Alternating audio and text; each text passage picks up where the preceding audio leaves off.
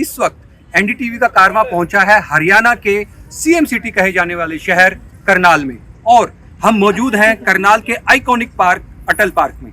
और हमारे साथ कुछ स्टूडेंट हैं जो यहाँ पर प्रैक्टिस कर रहे थे, कुछ जनमान्य यहाँ के लोग हैं, उनसे सब बात करते हैं कि वो किस आधार पर इस विधानसभा में अपना उम्मीदवार चुनेंगे। ठीक है, तो हमारे साथ बच्चे गुड नेम आंचल। तो आप फर्स्ट टाइम वोटर हैं या पहले कभी वोट किया आपने?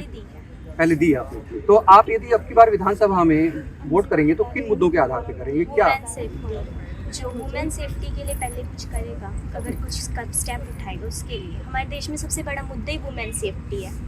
इतने केस आ रहे हैं, इतने ज़्यादा है। वुमेन सेफ्टी के लिए कुछ कोई अपनी रखेगा कि भाई हाँ ये करेंगे, तो फिर उसके लिए। आंचल ने मुद्दा उठाया women safety law and order से जुड़ा हुआ। तो अभी देखा है हरियाणा में काफ़ी फिरौती विरोती मांगी जा रही है, तो ये किस तरह का आप अनसेफ फील करते हैं एज ए यंग बॉय? हाँ जी, करते तो हैं। जैसे ऐसे नहीं होना चाहिए ना, कि सरकार होनी चाहिए, मतलब कि भाई सरकार की थोड़ी सख्ती करनी चाहिए इनके प्रति। जैसे कोई गलत काम कर रहे हैं उनके लिए सख्त नियम बनाए जाने चाहिए।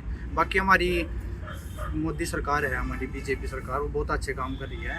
जैसे हमारे स्टूडेंट्स के लिए बहुत बढ़िया कदम उठाया गया हरियाणा सरकार के द्वारा। जैसे स्टूडेंट पढ़ते हैं ना कॉलेजों में, लड़कियां तो फ्री जाती थी बसों में, अब लड़कों के लिए भी बस पास फ्री बना दिए गए हैं। जैसे प्राइवेट बस में भी जाते हैं बच्चे फ्री में, और गवर्नमेंट बस में तो जाते ही हैं। तो ये बहुत बढ़िया काम है। तो अच्छा लगता है आपको? हाँ जी, बहुत बढ़िया काम है सर। ठीक है। और आप बच्चे गुड नेम? संध्या, आप किस आधार पे वोट करोगे? सर मेरा तो मेन पर्पस यही रहेगा, जो एजुकेशन को और इनइक्वालिटी के थ्रू जो हम सबको जोड़ के रखेगा, उसको मुझे वोट देना है। और जैसे कि हम ये बोलते हैं फिरौती तो सर हमारे ऊपर डिपेंड करनी है, हमें देनी है या नहीं देनी है। तो यदि हम ही फिरौती नहीं देंगे तो अगला हमसे कैसे हमें धमकी देगा, तो बोले चलो हमारे मर्डर कर लो, आप क्या कर सकते हो, तो हमारे पास पैसा ही नहीं है। तो इसको तो हम इस हिसाब से ख़त्म कर सकते हैं। लेकिन सर मेन पॉइंट क्या है हमारे यहाँ कि गौ माता, सिर्फ गौ माता को हम देख के जा रहे हैं कि डेली की डेली बहुत सारे ट्रंकों में भर के लोडेड करके लिया जा रहा है। और पीछे से जो हमारी जो पुलिस है सर, वो क्या फ़ोन करके आगे गौ रक्षकों को बोलती है कि आप लोगों को इस ट्रंक के नंबर ये जा रहा है, इसको रोकना नहीं है, वरना आपकी फैमिली को हम नुकसान करेंगे। और ये रियलिटी है सर। चलो, इस चीज़ का तो मेरे पास कोई आधार नहीं है जो आपने बात कही। ठीक है। एक बात आना कि करनाल में मैंने एक ट्रेंड देखा है कि जो बच्चे हैं वो विदेश जाने की कोशिश करते हैं कि भी जितना जल्दी हो जाए, 12th करते ही विदेश भाग जाते हैं, अलग अलग गलत रास्ते भी अपनाते हैं। तो आपको क्या लगता है कि ये क्या है इसके पीछे कारण? एक्चुअली इससे ना फ्यूचर ही ख़राब हो रहा है उस बच्चे का, क्योंकि 2 या 4 साल तक तो विदेश में रहेगा, और उसके बाद उसे आना तो अपने इंडिया में ही पड़ेगा। और फिर उसके लिए कोई करियर नहीं, उसका मतलब जो पढ़ाई का टाइम होता है ना एक बच्चे के लिए, वो +2 के बाद ही होता है मेन, और उसके लिए उसका करियर बनाने का टाइम भी वही होता है, वो जो वहाँ पे अपना ऐसे ही ख़राब कर देते हैं। मेरे लिए तो यही है कि अपने देश में रह के अच्छे से अच्छा अपने अंदर स्किल डेवलप करो और यहीं पे तरक्की करो, यहीं पे कुछ अपने बन के दिखाओ, कुछ करके दिखाओ। और आपका क्या कहना है इस बारे में? सर पहली बात तो अपने देश के लिए कुछ करके दिखाओ, बाहर जाने का कोई फ़ायदा नहीं। अच्छा। हाँ जी सर, अगर अपने देश का कुछ करके दिखाओगे तो हमारे को भी गर्व होगा कि हम हिंदुस्तान के बच्चे हैं। और दूसरा सर ये है कि बाहर जाने का फ़ायदा क्या है, मनी मिलेगी, ज़्यादा मिलेगी, वो यहाँ भी हम कमा सकते हैं, वो हम यहाँ पे भी इकट्ठा कर सकते हैं काम अच्छा करके। ये बात नहीं है कि हमें बाहर जाना है, 12th करके बाहर जाना है। बच्चे ऐसे हैं आईलेट्स करके पीटी करके बाहर जा रहे हैं, अब भी जा रहे हैं। तो सर सबसे बड़ी बात यह बाहर जाने का कोई फ़ायदा नहीं है। जैसे इन्होंने कहा कि भी वापस उनको यहीं आना पड़ेगा, वो तो आना पड़ेगा। रूट्स सर वो आना पड़ेगा उनको, चाहे 2 साल बाद आए, 4 साल बाद आए, 10 साल बाद आए, वो आना पड़ेगा उनको। Yes sir. ठीक है, आपका क्या रहेगा इशू? सर बेसिकली मोटिव तो ये रहता है कि भाई अगर स्टूडेंट सोच के जा रहा है ना कि हमें +2 करने के बाद बाहर जाना, तो उनका मोटिव पैसा होता है। पैसा बेसिकली यहाँ पे भी कमा सकते हैं, बट उनको कमाने का तरीका नहीं पता। उन्होंने माइंड सेट ऐसा बनाया कि भाई हमें है ना सिर्फ बाहर जाके दिहाड़ी करनी है। अगर दिहाड़ी करनी है तो यहाँ भी कर सकते हैं, बट मोटिव ये है कि भाई यहाँ पे जैसे नहीं, इसके अलावा क्या आपका मेरा वोट तो करने सर के पीछे कारण क्या है? बीजेपी है। बीजेपी नहीं, बीजेपी मैं ये नहीं पूछ रहा हूँ कि यदि आप वोट करोगे तो किस आधार पे वोट करोगे, क्या आपके दिमाग में थॉट प्रोसेस हो? बेसिकली सर स्टूडेंट्स के लिए करूँगा, जो स्टूडेंट अभी ग्रेजुएट पोस्ट ग्रेजुएट होते हैं, वो अनएम्प्लॉयमेंट रह जाते हैं, बेरोज़गार होते हैं, उनके लिए ही होना चाहिए कि भाई अभी जो स्टूडेंट हैं उनको स्किल्स प्रोवाइड कराई जाए कि भाई ग्रेजुएशन होने के बाद कम्युनिकेशन स्किल और भी है टेक्निकल स्किल, उनको अपने अंदर ग्रो करके स्किल डेवलपमेंट। हाँ, अच्छा, आपका नाम क्या है सर? रमन मंचंदा। हाँ मनचंदा जी, आप किस आधार पे वोट करेंगे? देखिए, वोट का एक ही आधार होता है, वो है डेवलपमेंट। डेवलपमेंट के अंदर सब कुछ ही आ जाता है, उसमें एजुकेशन आ जाती है, शहर आ जाता है, मेडिकल आ जाता है। अगर उस चीज़ को मैं देखता हूँ तो 10 साल पहले तक यहाँ पे मुझे मतलब समझ ही नहीं पता था ये कि डेवलपमेंट होती क्या है। उसके बाद सफाई अभियान चला, जिससे देश इस टाइम शहर में सफाई दिखती है। अच्छा, और दूसरे आप अभियान लगा लीजिए, जैसे एक तरह से बिजली जो पहले नहीं थी, आज वो शहरों में भी है, गांव में भी है। तो जो बेसिक नेसेसिटी में आती है, उसके बाद आता है टॉयलेट। चलो मेरे घर तो सब कुछ बना हुआ है, पर मैं वो देखता हूँ कि गांव में भी जगह जगह टॉयलेट बन गया है। तो कहीं ना कहीं काम तो हुआ है, पर मैं ये देखता हूँ कि करनाल या हरियाणा का जो इलेक्शन है, ये टफेस्ट इलेक्शन मानता हूँ मैं। एक तो एंटी इनकम्बेंसी भी है, ऊपर से जो नेता जिनको सीट नहीं मिली वो छोड़ छोड़ के भागते हैं। कहीं ना कहीं उनकी जो महत्वाकांक्षा है कि मैंने भी एमएलए बनना है, तो इसको और टफेस्ट बनाएगी। वो बीजेपी के लिए तो देखो 10 साल की एंटी इनकम्बेंसी दिखी रही है, ये मुझे कांग्रेस में भी दिखता है कि ऐसा उसमें भी होने वाला है। पर फिर भी एट द एंड में ये कहूँगा कि डेवलपमेंट तो हुई है, और आगे कांग्रेस को भी इसके ऊपर ही लड़ना पड़ेगा, या बीजेपी को भी इसी के। हाँ, मेन मुद्दा आपको लगता है कि करनाल या हरियाणा में एंटी इनकम्बेंसी कुछ है? जी बिल्कुल, बहुत ज़्यादा एंटी इनकम्बेंसी है। अच्छा, हाँ, जिस हिसाब से मतलब मैं करनाल शहर की बात करूँ, सीएम सिटी है, मतलब हम कहते हैं कि स्मार्ट सिटी के हिसाब से फंड्स आए हैं, हमने सुना है कि बहुत फंड आए हैं। तो मतलब मैं ये चीज़ नहीं मानता कि यहाँ पे बिल्कुल भी डेवलपमेंट हुई है उसके अकॉर्डिंग। अच्छा, हाँ जी, मतलब मेरे हिसाब से यहाँ पे कोई डेवलपमेंट उसके अकॉर्डिंग, स्मार्ट सिटी के अकॉर्डिंग नहीं है। हम आपसे बात कर रहे थे, स्मार्ट सिटी का कोई कंसेप्ट था, क्या था? थोड़ा सा शॉर्ट में बताइए। स्मार्ट सिटी का जो कंसेप्ट था वो ये है कि जैसे हमारा सिर है, तो कहीं कहीं जब बारिश आ जाती है तो उस एरिया को आपने डिज़ाइन करना है, उस एरिया को आपने डेवलप करना है। तो पूरे सिटी के अंदर सारा सिटी ऐसा नहीं है कि जो अनऑर्गेनाइज्ड है या अनडेवलप्ड है। कुछ एरिया है जो अर्बन डेवलपमेंट में आ गया, जैसे होटल सेक्टर, तो ठीक है, उनमें थोड़ी इंप्रूवमेंट की जरूरत है, बाकी कुल मिला के उनका इंफ्रास्ट्रक्चर ठीक है। पुराना जो सिटी है उसमें काफ़ी ऐसी पॉकेट्स हैं जिन पॉकेट्स में बहुत ज़्यादा एक्सट्रीम डेवलपमेंट की ज़रूरत है, और वहाँ पर इंफ्रास्ट्रक्चर भी क्रम्बल हो चुका है। तो उस इंफ्रास्ट्रक्चर को दोबारा बनाने के लिए सिटी को रिबिल्ड करने की ज़रूरत है। काफ़ी पॉकेट्स ऐसी हैं जहाँ करने की ज़रूरत है, क्योंकि जो इंफ्रास्ट्रक्चर हमारे सिटी का पिछले 50 साल से है वही आज भी है। तो वो इतने लंबे टाइम तक चीज़ों को आपको रिडिज़ाइन करना पड़ता है, नहीं तो वो चीज़ें चल नहीं पाती। ठीक है, मैं समझ गया। अभी जैसे थोड़ी सी बारिश हुई करनाल में, तो मैंने थोड़ा महसूस किया कि वाटर लॉगिंग वगैरह होती है क्या? ऐसा होती है, वाटर लॉगिंग भी होती है। कुछ सड़कों का भी, सब जगह सड़कों का हाल भी ठीक नहीं है। ऐसे तो काफ़ी सारे इश्यूज हैं, पर उससे ज़्यादा मेरे ख्याल से उससे ज़्यादा इशू ये है कि देखो आज का जो युवा है ना हमारे यहाँ पर, मेरे ख्याल से हरियाणा में, अभी मैं उसके आंकड़े तो एग्जैक्ट स्टेटिस्टिकली तो मुझे मेरे पास नहीं है, पर जितने न्यूज़ वगैरह हम देखते हैं, रिसेंटली आंकड़े भी रिवाइज होकर आते रहते हैं, तो उसके आधार पर ये कह सकते हैं कि बेरोजगारी बढ़ रही है काफ़ी, और एम्प्लॉयमेंट की काफ़ी ज़रूरत है। तो जब जिस टाइम 10 साल पहले बीजेपी गवर्नमेंट आई थी, तो ये चीज़ें हुई थी कि आपको यहाँ पर सिटी को रिबिल्ड करो, रिबिल्ड ड्राइव चलाओ, हरियाणा रिबिल्ड ड्राइव चलाओ,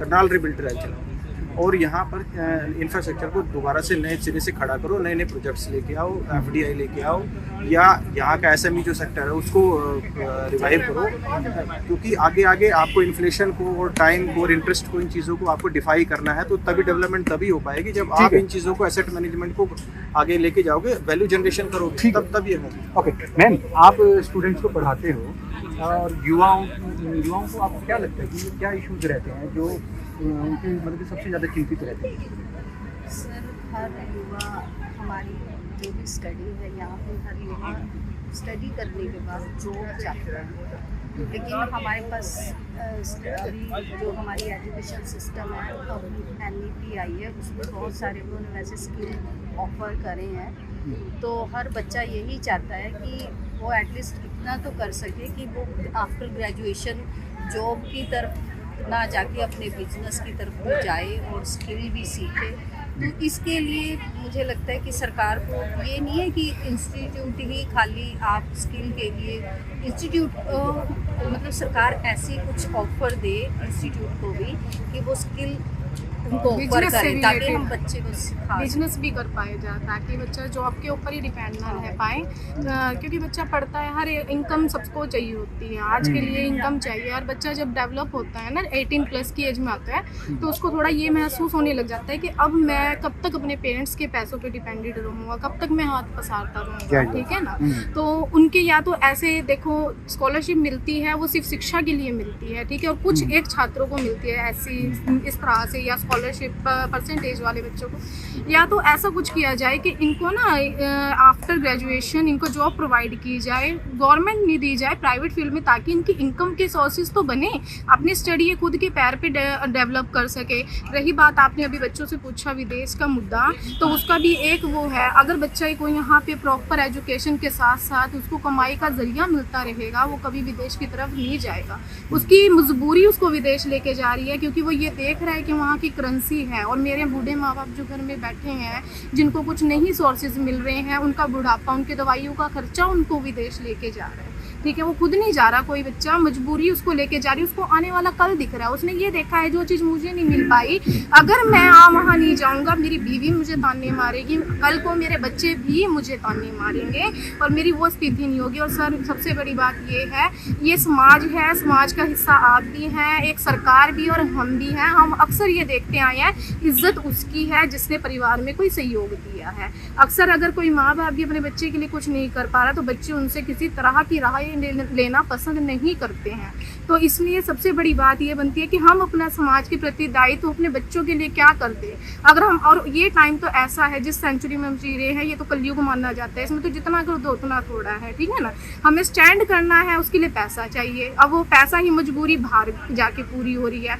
तो अगर हमारी सरकार, मैं किसी पर्सनल सरकार की नहीं हूँ कि मैं बीजेपी कांग्रेस, कोई मेरी एक वो नहीं है, मैं एक व्यक्तित्व को वोट करती हूँ, मैं किसी कास्टिज्म को नहीं करती, because I am a history teacher. जो मैंने इतिहास पढ़ा है, और इतिहास देखो, सबसे बड़ी बात ये है कि जो जनता है हमारी, हम जो देखते हैं करनाल का विकास हुआ है, हम करनाल की गली गली का विकास नहीं देखते, हम केवल नगर का विकास देखते हैं कि करनाल सिटी का विकास हुआ। आप जाके गलियों में देखो ना, जाके जहाँ पे पाइपलाइन ही नहीं है, सीवर पाइपलाइन ही नहीं है, उस गली का विकास क्यों नहीं देख रहे हो। और जबकि जनता वोट तो वो भी दे रही है, और सबके जनता का सबसे ज्यादा हिस्सा वो वोट देता है, गरीब जनता सबसे ज्यादा गिनी जाती है, क्योंकि राजे महाराजों और ये मिडिल क्लास की तो क्वांटिटी बहुत थोड़ी है, बहुत थोड़ी है।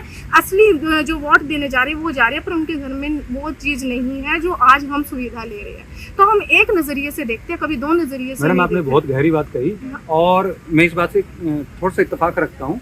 मैडम ने एक बात कही कि ना, जो विकास है वो बिल्कुल धरातल तक जाना चाहिए, जो आखिरी छोर है वहाँ तक विकास नहीं पहुँच रहा है। आपको क्या लगता है? देखो, जितनी भी सरकारें आई, मैं किसी पर्टिकुलर सरकार की बात नहीं करूँगा, चाहे वो बीजेपी की है, चाहे वो कांग्रेस की है, ये सिर्फ अपने वोट की राजनीति करती है।